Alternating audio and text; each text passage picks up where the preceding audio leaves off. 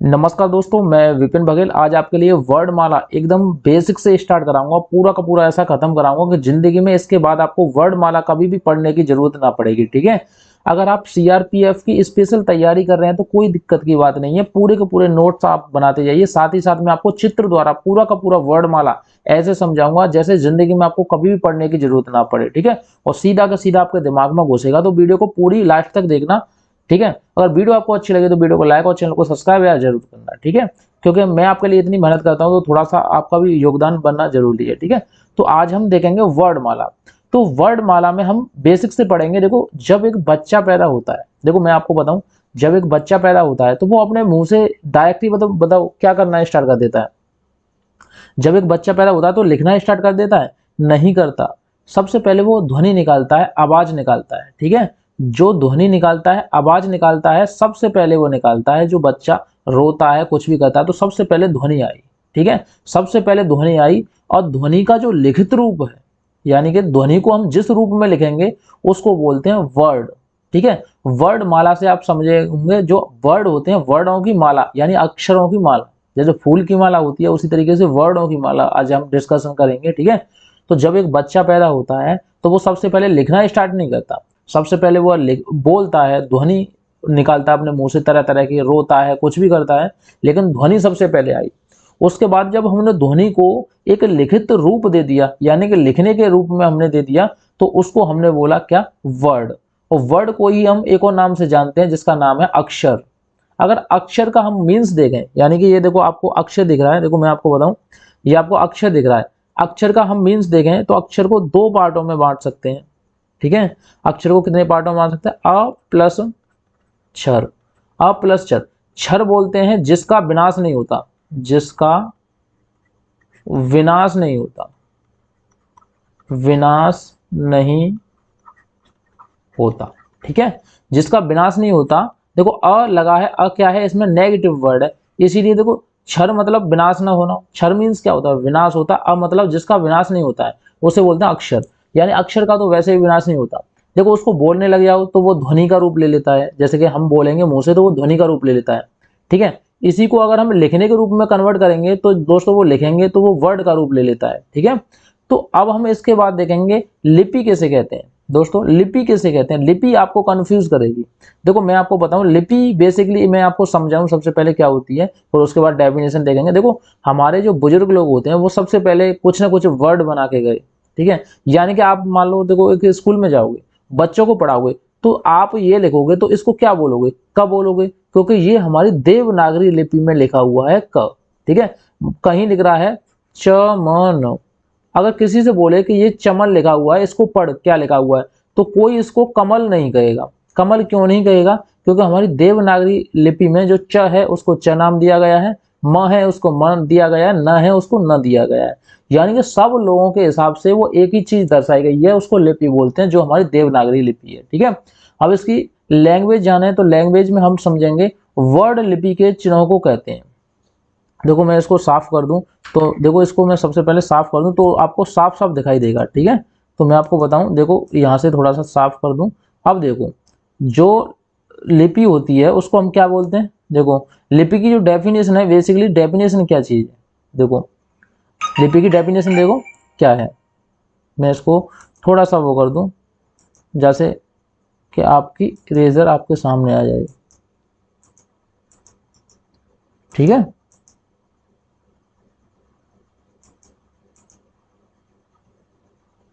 Pen. अब देखो लिपि कैसे बोलते हैं? लिपि, वर्ड लिपि के चिन्हों को कहते हैं। वर्ड कैसे बोलते हैं? लिपि के चिन्हों को कहते हैं। जो लिपि हम लिखेंगे उसको चिन्हित करेंगे, यानी कि ये क लिख दिया, ये ख लिख दिया, तो इसको क्या बोलते हैं दोस्तों? हम इसको बोलते हैं लिपि। ठीक है। इसको लिपि बोलते हैं। जो वर्ड लिपि के चिन्हों को कहते हैं, जो वर्ड होते हैं वो लिपि के चिन्हों को वर्ड कहते हैं। ठीक है। अब वर्ड, जो हमारे वर्ड हैं, तो वर्ड के प्रकार कितने हैं, कितने टाइप के वर्ड हैं, हमारी वर्ड माला में कुल कितने वर्ड हैं, उसको हम डिटेल्स में जानेंगे। सबसे पहले हम फिलहाल में इसी चीज को बेसिकली समझेंगे और अच्छे से अपने जहन में बैठाते जाएंगे। मैं एकदम स्टार्टिंग से करा रहा हूँ, लास्ट तक आपको बेसिक सी पूरी की पूरी कंप्लीट कराऊंगा। ठीक है। अब देखो कुल वर्ड देखते हैं, हमारी जो वर्ड माला है उसमें कुल वर्ड कितने होते हैं। जो हमारी वर्णमाला है उसमें वर्णों की संख्या कितनी है, तो आपके दिमाग में थोड़ा सा डाउट बना होता है, तो उसको हम कंफ्यूजिंग दूर करते हैं। तो जो हमारी वर्णमाला है उसमें टोटल कितने दोस्तों अक्षर हैं, टोटल हमारे 52 वर्ड हैं, 52। ठीक है, जो हमारी वर्णमाला है उसमें टोटल कितने हैं, 52, 52 वर्ड।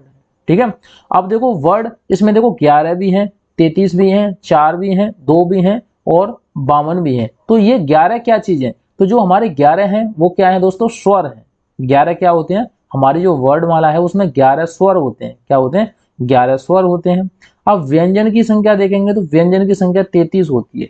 जो हमारे 33 हैं वो क्या है दोस्तों, व्यंजन है, व्यंजन। ठीक है, तो आप अभी से याद करते जाइए और अपनी जो नोटबुक है उसमें लिखते जाइए इसको। ठीक है, जिस तरीके से मैं आपको बता रहा हूँ उसी तरीके से आप अपनी नोटबुक बनाते जाइए। ठीक है, उसके बाद देखेंगे जो हमारे 4 होते हैं वो 4 संयुक्त व्यंजन होते हैं। संयुक्त व्यंजन क्या होता है, उसमें स्वर और व्यंजन दोनों मिक्स होते हैं, उसको संयुक्त व्यंजन बोलते हैं। ठीक है, कोई दिक्कत नहीं है, मैं आपको एकदम डिटेल्स में बताऊंगा, कोई दिक्कत नहीं होगी। अभी फिलहाल ये चीज समझो, उसके बाद मैं आपको डिटेल्स में कराऊंगा, एकदम डीपली कराऊंगा, कभी भी आपका पेपर इससे बाहर नहीं जाएगा। उसके बाद देखो 2 होते हैं, वो हमारे होते हैं उच्छिप्त व्यंजन। उच्छिप्त व्यंजन की संख्या कितनी होती है, 2 होती है। ये आपको याद रखनी है, क्योंकि एग्जाम में आपसे कई बार पूछेगा कि स्वरों की संख्या कितनी होती है, तो आपको 11 जवाब देना है। व्यंजनों की संख्या कितनी होती है, 33 जवाब देना है। संयुक्त व्यंजन की संख्या होती है वो 4 होती है, और उच्छिप्त व्यंजन की जो संख्या होती है वो 2 होती है। उसी के साथ देखो अयोगवाह जो होते हैं, अयोगवाह की संख्या भी 2 होती है, ये भी स्वर होते हैं। ठीक है, तो हमारी जो कुल वर्णमाला है उसमें 52 अक्षर होते हैं, उसमें से 11 स्वर, 33 व्यंजन, 4 संयुक्त व्यंजन, 2 उच्छिप्त व्यंजन और 2 अयोगवाह होते हैं। ठीक है, तो ये पूरी की पूरी आपके दिमाग में बैठ जानी चाहिए, जो एक मैंने स्लाइड कराई है आपके दिमाग में इतनी घुस जानी चाहिए। ठीक है, तो ये हमारी वर्णमाला का फर्स्ट स्लाइड थी। इसी तरीके से हम डिटेल्स में इसको पढ़ेंगे। तो सबसे पहले हम पढ़ेंगे तो उसमें देखेंगे अक्षर कैसे बोलते हैं, अक्षर के टाइप क्या होते हैं, अक्षर है क्या चीज, तो हम डिटेल्स में जानेंगे कि अक्षर के बारे में। तो देखो अक्षर को कई पार्टों में बांटा गया है, बेसिकली 3 पार्टों में बांटा गया है अक्षर को। तो सबसे पहले पार्ट में आता है स्वर, दूसरे में आता है दोस्तों क्या आता है, व्यंजन, स्वर के बाद व्यंजन, और तीसरा जो पार्ट है, तीसरा पार्ट क्या है दोस्तों, वो है अयोगवाह, अयोगवाह। ठीक है, तो अक्षर को 3 पार्टों में बांटा गया है, 3 तरीके से हम लिख सकते हैं, स्वर के रूप में, व्यंजन के रूप में और अयोगवाह के रूप में। ठीक है, आपको कोई दिक्कत नहीं होनी चाहिए। वीडियो को यार लाइक करते जाओ, साथ ही साथ वीडियो अगर आपको समझ में आ रही है, वीडियो अच्छी लग रही है तो वीडियो को लाइक करते जाओ। तो जो अक्षर होते हैं उसको 3 तरीके से हम लिख सकते हैं, स्वर, व्यंजन, अयोगवाह। अपने जहन में बैठा लो। अब देखो हम स्वर बता दें, स्वर किसको बोलते हैं, तो जो वर्ड स्वतंत्र रूप से बोले जा सके, जो वर्ड स्वतंत्रता पूर्वक बोले जाते हैं, उनमें किसी भी अक्षर की जरूरत नहीं होती, किसी भी व्यंजन की जरूरत नहीं होती, उसको स्वतंत्रता पूर्वक हम बोल सकते हैं, उनको बोलते हैं स्वर। ठीक है, अब आपके दिमाग में एक और बात चलती होगी कि सर व्यंजन किसे बोलते हैं, तो जो व्यंजन होते हैं उसको हम डिटेल्स में जानते हैं, जिन्हें बोलने के लिए स्वरों का सहारा लेना पड़ता है। जो व्यंजन होते हैं उनको हम बोलेंगे तो हमें स्वरों का सहारा लेना पड़ेगा, तभी हम व्यंजन बोल पाएंगे, अगर अन्यथा स्वर नहीं हो तो हम व्यंजन नहीं बोल पाएंगे। अब कुछ लोग सोच रहे होंगे यार स्वर कौन कौन से होते हैं, तो स्वर को हम डिटेल्स में बताएंगे, कोई दिक्कत नहीं है, इसके आगे वाली स्लाइड में हम बताएंगे, एकदम डीपली से बताएंगे। फिलहाल इस चीज को समझो कि जिन्हें बोलने के लिए स्वरों का सहारा लेना पड़े उन्हें क्या बोलते हैं दोस्तों, व्यंजन बोलते हैं। क्या बोलते हैं, व्यंजन बोलते हैं। जैसे कि व्यंजन कौन कौन से होते हैं, क ख ग, समझने की कोशिश करना। जैसे ये व्यंजन है, क ख ग व्यंजन है कि नहीं, वैसे तो व्यंजन जो है, व्यंजनों की संख्या कितनी है, 33 है, लेकिन मैं एक एग्जांपल के तौर पे आपको बताऊं कि इसमें कैसे स्वर मिक्स किए जाते हैं। देखो क, अगर हम क को लिखेंगे तो क प्लस अ, देखो क ऐसे लिखा जाएगा, हलंत लगेगा इसके नीचे, क प्लस अ, क्योंकि जो अ है, देखो आपको ये दिख ही रहा होगा, देखो ये जो अ है, ये अ है, अ क्या है, स्वर है। क्या दोस्तों, स्वर है, और क क्या है, व्यंजन है। ठीक है, इसीलिए जिन्हें बोलने के लिए स्वरों का सहारा लेना पड़े उन्हें क्या बोलते हैं, व्यंजन बोलते हैं। ठीक है, अब देखेंगे, देखो ख को हम लिखेंगे, जी आपको क दिख रहा है, ख, ख को लिखेंगे तो ख में हलंत लगेगा और अ लिखेगा, क्योंकि अ क्या है, इसमें स्वर है, और ख क्या है, व्यंजन है। तो हम इस तरीके से व्यंजनों को लिखते हैं। और ग को लिखेंगे तो ग प्लस अ लिखा जाएगा, जिसमें अ क्या है, व्यंजन है, और ग क्या है, व्यंजन है, और अ क्या है, स्वर है। यानी समझने की कोशिश करना, जिन्हें बोलने के लिए स्वरों का सहारा लेना पड़े वो व्यंजन होते हैं, और जो स्वतंत्रता पूर्वक बोले जाएं, जिनमें किसी का सहारा नहीं लेना पड़े, वो क्या होते हैं, स्वर होते हैं। अब आप लोग सोच रहे होंगे सर अयोगवाह क्या होते हैं, अयोगवाह, तो देखो अयोग वाह एक अजीब सी चीज होती है जिसमें मजा आ जाएगा आपको। न तो पूर्ण स्वर और न ही पूर्ण व्यंजन होते हैं, ठीक है। ये देखो अयोग वाह जो होते हैं, देखो अयोग वाह आप समझने की कोशिश करना, न तो पूर्ण स्वर होते हैं और न ही पूर्ण क्या होते हैं, व्यंजन होते हैं। अब आप लोग सोच रहे होंगे ऐसे कौन से वर्ड हैं। जी हाँ, वर्ड हैं, हम आपको दिखाएंगे डिटेल्स में। जैसे कि हम आपको बताएं अंग, आपने छोटी अंग देखी होगी, और देखो आपने एक और अच्छा देखा वो बड़ी अंग, ठीक है। छोटी अंग और बड़ी अंग आपने देखी होगी। तो छोटी अंग को हम बेसिकली बोलते क्या है, तो छोटी अंग को हम बोलते हैं अनुस्वर, अनुस्वर, अनुस्वर बोलते हैं, ठीक है। छोटी अंग को क्या बोलते हैं, अनुस्वर बोलते हैं। और अगर हम बड़ी अंग की बात करें कि बड़ी अंग को क्या बोलते हैं, तो बड़ी अंग को बोलते हैं हम विसर्ग, विसर्ग बोलते हैं, ठीक है। छोटी अंग को अनुस्वर और बड़ी अंग को विसर्ग, अनुस्वर और विसर्ग, ये आपको याद रखना। अयोग वाह में, अयोग वाह क्या होते हैं, न तो पूरे स्वर होते हैं न ही पूरे व्यंजन होते हैं। इसको बोलेंगे तो अनुस्वर और विसर्ग में इसको अलग अलग पार्टों में हमने डिवाइड कर दिया है, ठीक है। इसको बोलने के लिए न तो पूरे स्वर की जरूरत पड़ती है न व्यंजन की, तो ये मिक्स होते हैं, अयोग वाह बोलते हैं। न तो पूरे स्वर होते हैं न पूरे व्यंजन होते हैं। तो ये ऑफकोर्स आपके समझ में आया होगा। उसके बाद देखो हम बताएंगे स्वर को, हम डिटेल्स में पढ़ना चाहेंगे तो डिटेल्स में पढ़ेंगे स्वर। देखो स्वर की आपने संख्या देखी होगी, अ आ ई ओ ऋषि ए ओ। तो ये देखो अगर हम इनको काउंट करें दोस्तों, तो देखो 1 2 3 4 5 6 7 8 9 10 और 11। अब आपके एग्जाम में क्या पूछा जाता है, देखो ये आपके क्या है, स्वर हैं, स्वर, ठीक है। ये क्या है दोस्तों, स्वर हैं। देखो आपके एग्जाम में क्वेश्चन पूछा जाएगा कि स्वर, देखो स्वरों को लिखने के आधार पर संख्या कितनी होती है। तो देखो स्वर के लिखने के आधार पर संख्या 11 होती है। मैंने आपको काउंट करके बता दी कि देखो आपको जो ऊपर लिखे हुए दिख रहे हैं, देखो मैंने उसके ऊपर काउंटिंग भी लिखी है, ये पूरे के पूरे 11 स्वर हैं, ठीक है। और हम बेसिकली इसको बात करें तो स्वरों की कुल संख्या भी 11 ही होती है, 11 ही संख्या होती है इसके लिए। कैसे होती है मैं आपको बताऊं कि देखो इसमें एक और चीज आती है, ऐड हो जाती है, आगत स्वर। आगत स्वर क्या होते हैं, अब आप लोग सोच रहे होंगे आगत स्वर क्या होते हैं। आगत स्वर वे स्वर होते हैं जो हमें दूसरी भाषाओं से हमने हिंदी भाषा में समावेशित किए, क्योंकि हिंदी भाषा में कुछ जो स्वर थे वो नहीं थे, हमने दूसरी भाषाओं से चोरी करके अपनी भाषा में लिख दिए। जैसे कि आपने एक वर्ड देखा होगा डॉक्टर, डॉक्टर हिंदी में तो है ही नहीं।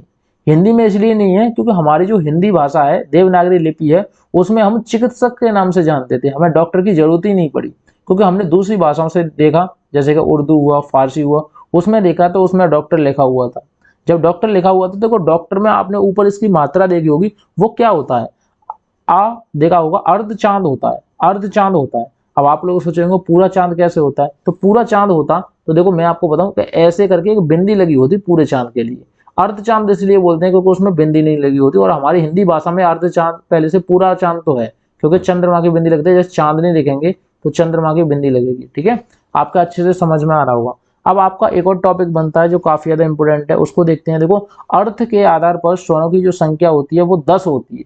अब आप लोग सोच रहे होंगे स्वरों के, देखो अर्थ के आधार पर स्वरों की संख्या 10 कैसे होती है, तो मैं आपको बताऊं कि ये आपको ऋषि दिख रहा है, 7वें नंबर का ऋषि, इसको हम काउंट नहीं करते। अब इनको काउंट कर लो, क्योंकि टोटल हमारे 11 थे, एक एक को हटाएंगे इनमें से तो हमारे पास बचे 10। तो देखो इसकी जो डेफिनेशन है मैं आपको बताऊं, अर्थ के आधार पर स्वरों की जो संख्या होती है वो 10 होती है, क्योंकि ऋषि को हटा देते हैं।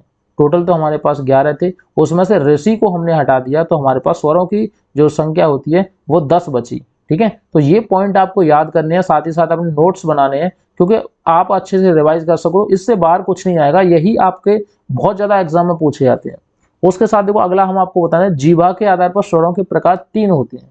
जो जीव होती है हमारी, जीवा के आधार पर स्वरों के प्रकार 3 होते हैं। अब वो कौन कौन से होते हैं, वो होते हैं अग्र, मध्य, पश्चिम। जो हमारी जीव होती है उसके आगे वाला हिस्सा, बीच वाला हिस्सा और पीछे वाला हिस्सा से जितने भी वर्ड बोले जाते हैं उनको जीवा के आधार पर स्वरों के प्रकार बोला जाता है, वो 3 प्रकार के होते हैं, ठीक है।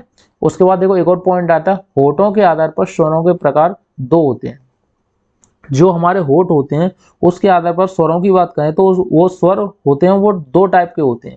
अब वो कौन कौन से होते हैं तो उनके बारे में हम डिटेल्स में जानेंगे, लेकिन फिलहाल इसमें थोड़ा समझने की कोशिश करना। वृत्तमुखी और अवृत्तमुखी, ये दो स्वर होते हैं जो होठों के आधार पर हमें प्रदान किए जाते हैं। उसके अलावा देखो एक और पॉइंट पूछा जाता है, उत्पत्ति के आधार पर स्वरों के प्रकार 3 होते हैं। जो उत्पत्ति होती है उसके आधार पर स्वरों के प्रकार कितने होते हैं दोस्तों, 3 होते हैं। अब वो 3 कौन कौन से होते हैं, ह्रस्व, दीर्घ, प्लुत।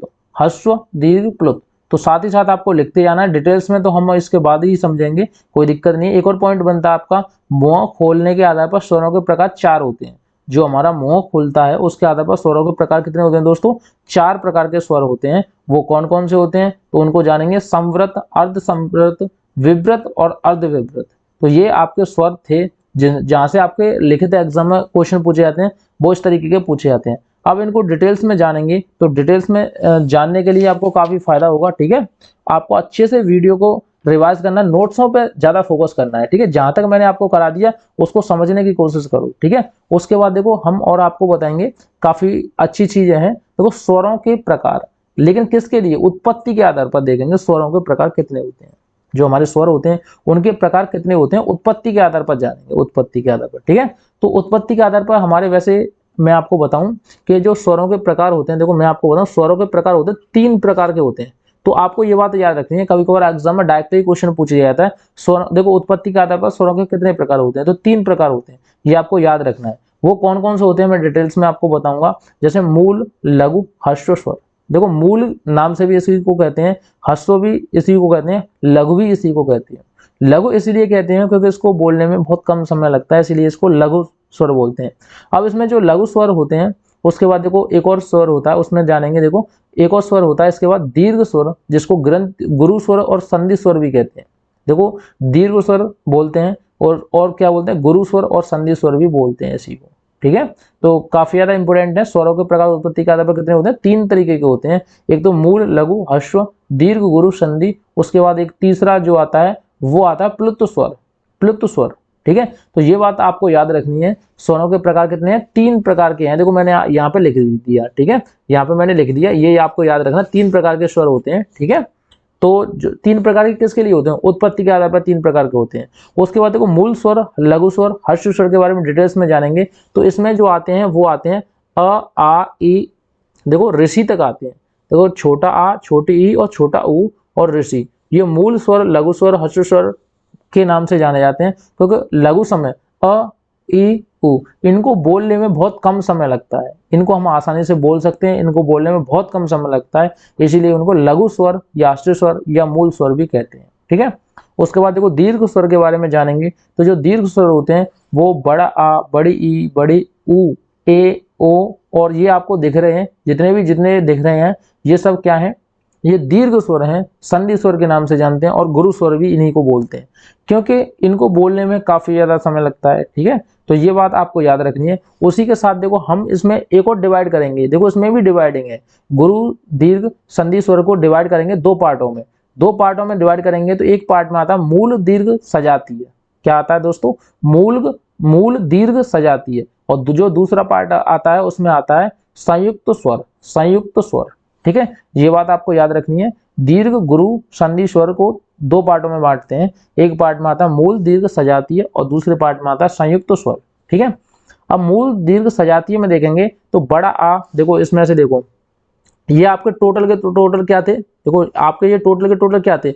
दीर्घ, गुरु, संधि, स्वर थे, ठीक है। इसमें से बड़ा आ, बड़ी ई और बड़ा ऊ यहाँ तक निकाल लो, 2 पार्टों में बांट देते हैं। इसको आगे आगे वो वाले तीनों को निकाल लो, तीनों को यहाँ पे लगा देंगे तो ये मूल, दीर्घ, सजातीय स्वर हो जाएंगे। और ये पीछे पीछे वाले बचे, इनको क्या बोलेंगे? ए, ओ, छोटा ओ और बड़ा ओ, इनको बोलेंगे संयुक्त स्वर। तो हमने 2 पार्टों में इसको विभाजित कर दिया। आपके समझ में आया होगा, कोई दिक्कत नहीं, वीडियो को लाइक कर दिया और साथ ही साथ। अब देखो कुछ बच्चे डाउटिंग में हो गए कि सर प्लुत स्वर के लिए तो कुछ नहीं बचा, प्लुत स्वर क्या होता है? देखो कुछ बच्चे डाउट कर रहे हैं, कोई दिक्कत नहीं है। देखो ये प्लुत स्वर तो आपने देखा ही होगा, ठीक है। तो प्लुत स्वर को कुछ नहीं करना, आपको समझने की कोशिश करना है प्लुत स्वर क्या होता है। जो देखो मान लो आपने राधा बोला, रा, ठीक है, राधा, ठीक है। तो मान लो आपने राधा बोला तो राधा को खींच के बोला, जैसे आप बोलोगे राधा, ठीक है, राम। तो जो वर्ड आपने बोले उनको खींचने में लगाया समय, आपने जो भी समय लगाया उसको प्लुत स्वर बोलते हैं। जो समय मतलब आपने खींचने में वर्ड को जितना खींचोगे उतना क्या है कि कुछ नहीं है, वो प्लुत स्वर के अंतर्गत आता है। जितना आप खींचोगे, जितना बड़ा वर्ड करोगे, वो प्लुत स्वर के अंतर्गत आता है, ठीक है। तो आपको अच्छे से समझ में आ, जैसे ओम बोलते हैं तो ये क्या है? प्लुत स्वर है। हमें काफी टाइम लग रहा है वर्डों को खींचने में, इसको बोलने में सबसे ज्यादा समय लगता है। ये बात आपको याद रखनी है, समय ज्यादा लगता है, ठीक है। ज्यादा लगता है। प्लुत स्वर को बोलने में समय सबसे अधिक लगता है, प्लुत स्वर को बोलने में, ठीक है। तो ऑफकोर्स ये समझ में आया होगा। उसके बाद देखो नेक्स्ट देखते हैं, नेक्स्ट क्या होने वाला है। नेक्स्ट जो है, नेक्स्ट देखेंगे तो नेक्स्ट में काफी ज्यादा इंपॉर्टेंट चीज है, स्वरों के प्रकार देखेंगे, लेकिन किसके आधार पर, जीवा के आधार पर स्वरों के प्रकार देखेंगे। जीवा के आधार पर स्वरों के प्रकार कितने हैं, ठीक है, जीवा के आधार पर देखेंगे। तो जीवा के आधार पर स्वरों के प्रकार की संख्या की बात करें तो बेसिकली 3 है, ये भी आपको बात याद रखनी है, ठीक है। जीवा के आधार पर स्वरों के जो प्रकार हैं वो कितने हैं, 3 है। ये बात आपको याद रखें, क्योंकि डायरेक्टली आपके एग्जाम में क्वेश्चन पूछ लिया जाता है कि जीवा के आधार पर स्वरों के प्रकार कितने हैं, तो 3 है। वो कौन कौन से हम डिटेल्स में जानेंगे, कोई दिक्कत नहीं है। तो देखो सबसे पहले देखेंगे अग्र स्वर। अग्र स्वर कौन सा, अग्र स्वर। अग्र स्वर क्या होता है, जो हमारी जीभ का अगला वाला हिस्सा होता है। उसके बाद देखेंगे मध्य स्वर। क्या देखेंगे दोस्तों, मध्य स्वर। अग्र स्वर, मध्य स्वर, ठीक है। उसके बाद एक और चीज आती है जिसका नाम है पश्च स्वर। अग्र मध्य पश्च, अग्र मध्य पश्च। हमारी जीभ के 3 हिस्से होते हैं, एक तो आगे वाला, एक पीछे वाला। देखो एक आगे वाला होता है, देखो मान लो आपकी ये जीभ है, ठीक है, ऐसे करके आपकी मान लो ये जीभ है, ठीक है। तो एक तो आगे वाला हिस्सा हुआ, ये बीच वाला हुआ, और ये पीछे वाला हुआ। ये बीच वाला, ये आगे वाला, और ये पीछे वाला, ठीक है। तो हमारी जो जीभ के हिस्से कितने होते हैं, 3 होते हैं, एक अग्र मध्य पश्च। इनसे ही वर्ड बोले जाते हैं, उन्हीं के आधार पर हमने ये डिसाइड किया है। अब देखो, अब आप लोग सोच रहे होंगे अग्र वाले जो हिस्से से हमारे कौन कौन से वर्ड बोले जाते हैं। तो देखो जीभ के अगले वाले भाग से बोले जाने वाले वर्ड जो स्वर होते हैं उनको अग्र स्वर कहते हैं। जीभ के अगले वाले भाग से बोले जाने वाले स्वर क्या होते हैं, अग्र स्वर के नाम से जाने जाते हैं, ठीक है। तो काफी ज्यादा इंपोर्टेंट है, कोई दिक्कत नहीं है, ठीक है। उसके बाद देखो हम और देखते हैं, और देखेंगे इसके बारे में। इसके बाद देखो जो आते हैं, देखो ये आपको देख रहे हैं, ये आपको देख रहे हैं, देखो ई ई ए। तो ये क्या है, जीभ के अगले वाले हिस्से से बोले जाते हैं, ठीक है। जीभ के अगले वाले हिस्से से बोले जाते हैं। तो आपको ये अच्छे से रिवाइज करना है, ठीक है। जीभ के अगले वाले हिस्से से बोले जाते हैं, तो ये आपको अच्छे से रिवाइज करना है। उसके बाद देखो मध्य स्वर कैसे बोलते हैं। जीभ के मध्य भाग से बोले जाने वाले स्वर क्या होते हैं, मध्य स्वर होते हैं, ठीक है। जीभ के बीच वाले हिस्सा, जो बीच वाला हिस्सा होता है हमारी जीभ का, उससे बोले जाने वाले क्या होते हैं, मध्य स्वर कहलाते हैं। अब मध्य स्वर के अंतर्गत क्या आता है दोस्तों, अ आता है। वो सिर्फ एक ही जो वर्ड है वो आता है, जो अ आता है, इसको स्वर बोलते हैं, ठीक है।